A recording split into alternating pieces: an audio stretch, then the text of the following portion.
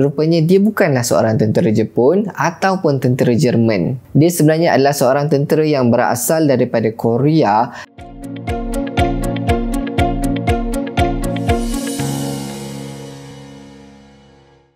Hai guys, hari ini aku nak cerita pasal seorang tentera yang sangat menarik yang telah berperang untuk 3 buah negara berbeza semasa Perang Dunia Kedua.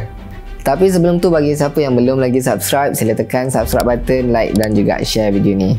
Aku nak start dengan satu peristiwa serangan yang kita panggil dia sebagai D-Day, antara battle yang paling penting semasa Perang Dunia Kedua, yang mana masa ni tentera bersekutu yang telah diketuai oleh Amerika Syarikat telah mendarat di pantai Normandy, Perancis dalam ekspedisi untuk mengalahkan tentera Jerman. Menariknya, dalam serangan ni, antara salah seorang tentera yang dilaporkan telah ditawan oleh Amerika Syarikat adalah seorang tentera Jepun yang sedang memakai uniform tentera Jerman.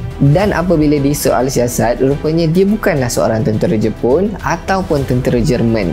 Dia sebenarnya adalah seorang tentera yang berasal daripada Korea yang telah berperang untuk 3 buah negara berbeza semasa Perang Dunia Kedua ni. Nama dia adalah Yang Kyung-jong, orang Korea lah. Dan sebagai info tambahan, Korea sebelum Perang Dunia Kedua adalah salah satu negara jajahan Jepun. Dan sebelum Perang Dunia Kedua meletus pada tahun 1938, Yang Kyung-jong ni yang masa berusia 18 tahun secara paksa telah dibawa masuk untuk menyertai tentera Jepun dan kemudiannya dihantar untuk bertugas di Manchuria. Pada tahun 1939, dia terlibat dalam salah satu battle iaitu Perang Khalkhin Gol dan kemudiannya ditangkap sebagai salah seorang tawanan perang oleh Soviet Union. Dan beberapa tahun kemudian, pada tahun 1942, Soviet Union berada dalam keadaan terdesak sebab masa ni diorang dah kehilangan ramai tentera masa lawan dengan tentera Jerman. Jadi Soviet Union telah memaksa semua tawanan perang yang ditangkap untuk jadikan diorang semua ni sebagai tentera Soviet Union dalam perang ni. Dan Yang Kyung-jong sekali lagi telah dipaksa untuk masuk dalam tentera, dan kali ni sebagai tentera Soviet Union pula.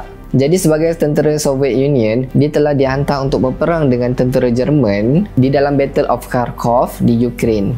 Dan sekali lagi di dalam battle tersebut, dia telah ditangkap sebagai tawanan perang oleh pihak tentera Jerman. Dan sebagai seorang tawanan perang tentera Jerman, dia kemudiannya dipaksa sekali lagi untuk berperang bagi pihak tentera Jerman yang masa ni dalam usaha untuk mempertahankan barisan pertahanan Jerman daripada serangan tentera Amerika Syarikat di pantai Normandy, Perancis. Dan dalam serangan tersebut yang juga kita panggil sebagai D-Day, tentera Amerika Syarikat telah berjaya mengalahkan barisan pertahanan tentera Jerman, dan Yang Kyung-jong telah sekali lagi ditangkap sebagai tawanan perang. So masa awal kena tangkap tu, semua orang ingat dia adalah seorang tentera Jepun sebab muka dia lebih kurang samalah macam Korea dan Jepun. Tapi pelik sebab kenapa dia pakai uniform tentera Jerman dan kenapa dia ada dekat sini. Tapi lepas dengar cerita dia, baru orang faham kenapa dia jadi macam tu. Dia sebenarnya ditahan di dalam kem tahanan tentera di Amerika Syarikat, dan selepas Perang Dunia Kedua tamat, dia terus buat keputusan untuk terus tinggal di Amerika Syarikat. Sampailah akhirnya dia meninggal dunia pada tahun 1972.